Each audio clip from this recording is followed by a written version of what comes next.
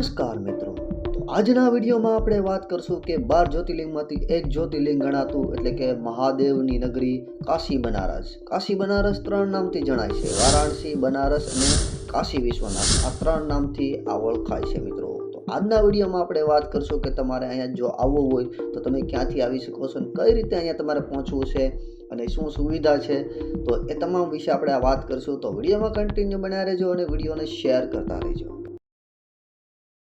તો ફાઇનલ મિત્રો, સ્વાગત છે તમારા બધાનું એક નવા વિડીયોમાં. જોરદાર નવો વિડીયો લઈને આવી રહ્યા છીએ. અત્યારે આપણે છીએ વારાણસી બનારસમાં. જ્યાં મિત્રો આપ મારી પાછળ તમે જોઈ શકો છો, આ બોટ બધું છે અને આ એક નદીનો કાંઠો છે જે બનારસમાં આવેલો છે. વારાણસી કહેવાય છે મિત્રો. અને આ બોટ દ્વારા આપણે બોટ મારફતે સામેની બાજુ અથવા ચાલીને આપણે જોઈએ છીએ ત્યાં આપણે જવાનું છે. અને ત્યાં શમશાન ઘાટ છે અને કાશી વિશ્વનાથ મહાદેવ છે, તો એ પણ તમને બતાવશો. તો વિડીયો બની રહેજો અને વિડીયોને શેર કરજો, જેથી કરીને ઘરે બેઠા લોકો બધા જોઈ શકતા હોય આ વિડીયોના માધ્યમથી અને અહીંયા આવે છે તો તેમની પૂરી માહિતી મળે. અને આગળ પણ હું ઇમ્પોર્ટન્ટ વાત કરવાનો માંગ કરીશ કે તમારે અહીંયા કઈ રીતે પહોંચવું છે અને કોઈ ટૂર મારફતે આવો છો તો તેમાં શું શું તમારે ધ્યાન રાખવું છે, એ બધી વિશે હું તમને આ જ વિડીયોમાં હું તમને વાત કરી. તો વિડીયોમાં કન્ટિન્યુ બન્યા રહેજો.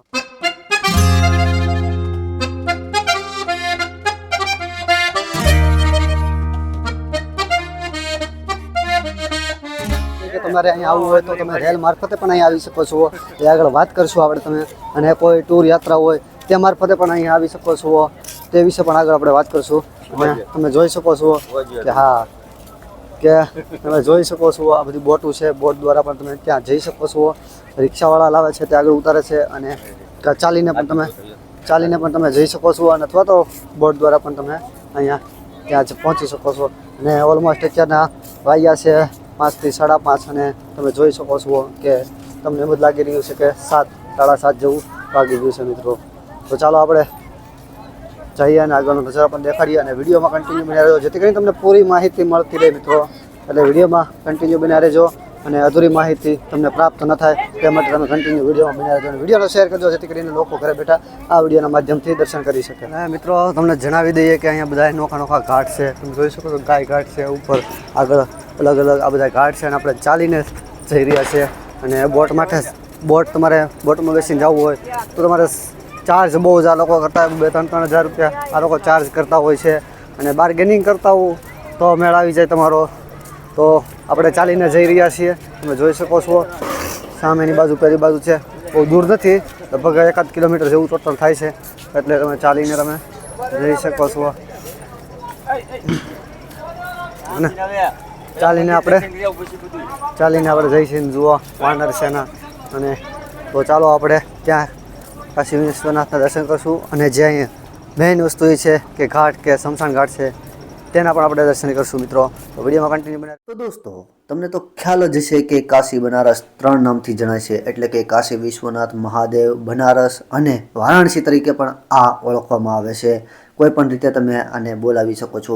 અને મિત્રો તમે જોઈ શકો છો અહીં આપણે ગંગા ઘાટ તરફ છીએ અને ઉપર વાંસ ઊભા કરવામાં આવેલા છે અને આમાં ટોપલીઓ બાંધેલી છે. એટલે આપણને જાજો ખ્યાલ નથી કે શેના માટે છે, પણ મને એવું લાગી રહ્યું છે કે આ ટોપલીઓ લોકો હેઠે પણ ઉતારે છે, એટલે એમાં વાઇટ કરતા છે, રાતના સમયે દીવા થતા છે, એવું મને લાગી રહ્યું છે. બાકી તો આપણે કાંઈ જાજો ખ્યાલ નથી મિત્રો. તમને ખ્યાલ હોય તમને કમેન્ટમાં જરૂર જણાવજો કે શેના માટે છે મિત્રો. અને તમે જોઈ શકો છો આપણે ચાલીને આપણે કાશી વિશ્વનાથ દાદાના દર્શન કરવા જઈ રહ્યા છીએ. બાકી તમે બોટ મારફતે પણ તમે જઈ શકો છો મિત્રો. કે બોટના જે 300-400 રૂપિયા ચાર્જ કરતા હોય છે, તમે બાર્ગેનિંગ કરાવીને ભાવતાલ તમે કરાવી શકો છો મિત્રો. જી હા, તો આપણે અહીંથી 1 કિલોમીટર છે તો આ ગંગા ઘાટના દર્શન કરતા જઈશું, બધા ઘાટ જોતા જઈશું અને ચાલીને જઈશું. આમ તો ઓલમોસ્ટ અહીંયા 80 થી 85 જેટલા ઘાટ છે મિત્રો. અલગ અલગ નામથી આ બધા ઘાટ ઓળખાતા હોય છે મિત્રો.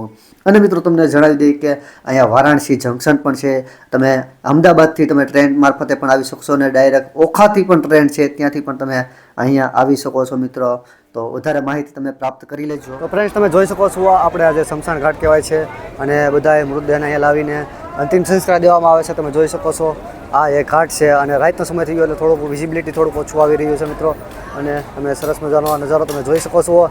હવે આપણે જઈએ છીએ મંદિર તરફ. રાતનો નજારો થઈ ગયો છે, મોડું થઈ ગયું છે બહુ, એટલે સૌથી પહેલાં આપણે કાશી વિશ્વનાથ દાદાના દર્શન કરીને પછી રાતે પાછા મિત્રો જે અહીંથી પાર્થિવ દેહને લાવવામાં આવે છે અગ્નિ સંસ્કાર દેવા માટે, એ બધા અહીંયા લાકડા પડ્યા છે અને અહીંથી બધાને લઈ જવામાં આવે છે, તમે જોઈ શકો છો. અને સામેની બાજુ મંદિર તરફ જવાનો રસ્તો છે અને આ બાજુ જે આ બધું ટોટલી સ્મશાન ઘાટ છે ગંગા નદી કાંઠે, તમે જોઈ શકો છો. અને મિત્રો તમે અહીંયા આવવા માંગતા હોય તો ડાયરેક્ટ અમદાવાદથી અહીંયા આવવાની, વારાણસી આવવાની ટ્રેન છે, તેમાં આવી શકો છો. ભાડું 600 રૂપિયાથી સ્ટાર્ટ થાય છે, એટલે તમે ત્યાંથી ઇન્ફોર્મેશન લઈ અને આવી શકો છો. ઘણી ખરી ટ્રેન અમદાવાદથી છે અને ઓખાથી પણ ટ્રેન આવતી રહેતી હોય છે મિત્રો. તમે જોઈ શકો છો અહીં નાસ્તા પાણીની પણ વ્યવસ્થા છે જનરલ, એટલે કે અહીંયા તમે કેફે પણ અહીંયા છે, તમારે ચાય નાસ્તો કરવો હોય એ પણ કરી શકો છો. અને સામેની બાજુ તમે જોઈ શકો છો કાશી વિશ્વનાથ મહાદેવ, જે 12 જ્યોતિર્લિંગમાંથી એક જ્યોતિર્લિંગ ગણાય છે, તેનું મંદિર છે. અને અહીંયા કુંડ તરફ પણ જવાનો રસ્તો છે. આપણે અહીં મહાદેવના દર્શન કરશું, મહાદેવના સાનિધ્યમાં દર્શન કરશું અને પછી આપણે પાછા જશું સ્મશાન ઘાટ જોવા માટે. મિત્રો તમે જોઈ શકો છો આજની અહીં ટ્રાફિક, જે મહાદેવના દર્શન છે, સાંજનો ટાઈમ છે અને ફૂલ ટ્રાફિક છે, વેઇટિંગમાં ટાઈમ લાગે એવો છે. તો આપણે પણ મહાદેવના દર્શન કરી પાછા વિડીયોમાં કન્ટિન્યુ મળતા રહે. તો ફાઇનલી દોસ્તો તમે જોઈ શકો છો કે આપણે ઉપરની સાઈડ આવી ગયા છીએ અને આ સરસ મજાનું પરિસર તમે જોઈ શકો છો. અને સાંજનો સમય છે, ઓલમોસ્ટ 6:30-7 જેવું વાગ્યા છે. અને તમે સામેની બાજુ તમે દાદાનું સાનિધ્ય, કાશી વિશ્વનાથ દાદાનું એટલે કે મહાદેવનું સાનિધ્ય તમે છે જોઈ શકો છો. અને અંદર તમે જાઓ છો દર્શન કરવા એટલે ઓલમોસ્ટ 3 થી 4 કલાકનો સમય લાગે છે મિત્રો. જી હા, તમને બહાર એટલી રસ ઓછી દેખાય છે, અંદરની બાજુ ખૂબ જ રસ છે, ખૂબ જ ટ્રાફિક છે. ઓલમોસ્ટ 3-4 કલાકનો સમય લાગતો હોય છે મિત્રો. અને અહીંયા તમે દાદાના દર્શન કરવા જાઓ છો એટલે તમારો મોબાઈલ લોકરમાં રાખીને જમા કરાવવો પડશે, પર્સ કે જે કાંઈ હોય તમારો સામાન એ લોકરમાં રાખીને જવું પડતું હોય છે મિત્રો. અને આ સાઈડ તમને કેફે પણ જોવા મળી જશે. અને આ સાઈડ 3D વ્યૂ એટલે કે તમે દાદાના દર્શન લાઈવ તમારી આંખે 3Dમાં તમે જોઈ શકો છો, તેમનો પણ ચાર્જ હોતો હોય છે મિત્રો.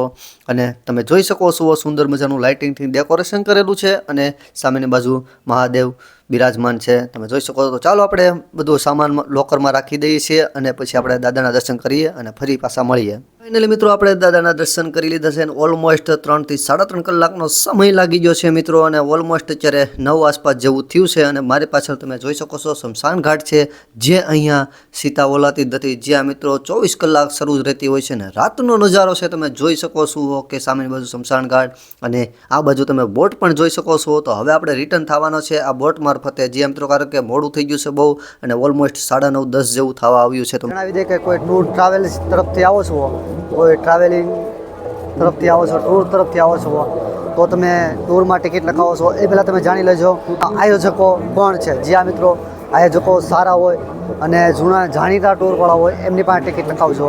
આપણે ટૂરમાં જે આવ્યા છીએ તેમની ખૂબ જ હેરાનગતિ છે. 2-3 દિવસ ટૂર સરખી હાલતી હોય છે, પછી 2-3-4 દિવસ પછી છે ને હેરાનગતિ કરવાનું શરૂ થઈ જાય છે. ટાઈમસર કોઈ વસ્તુ નહોતી હોય છે, અમુક ધામ કાપવાના હોય છે, દિવસો કાપી નાખે છે. તો એ ટૂરમાં તમારે ના અહીંયા સ્મશાન ઘાટના હતા એ દર્શન થઈ ગયા છે અને કાશી વિશ્વનાથ મહાદેવના સરસ મજાના દર્શન થઈ ગયા છે.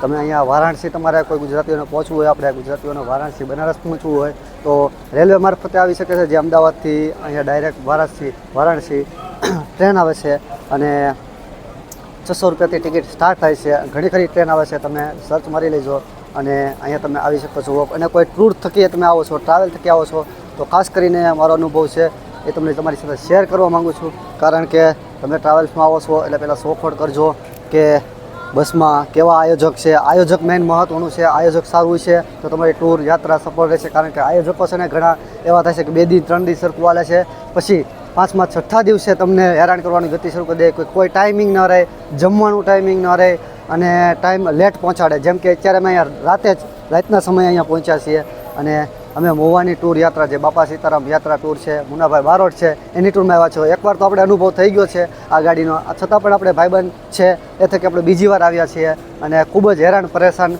થાય છે.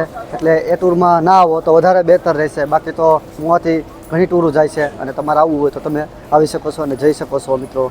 તો વિડીયો આપણે અહીંયા પૂર્ણ કરશું, રાત થઈ ગઈ છે બહુ મિત્રો. મળશું નવા વ્લોગ સાથે, નવા વિડીયો સાથે. જય માતાજી.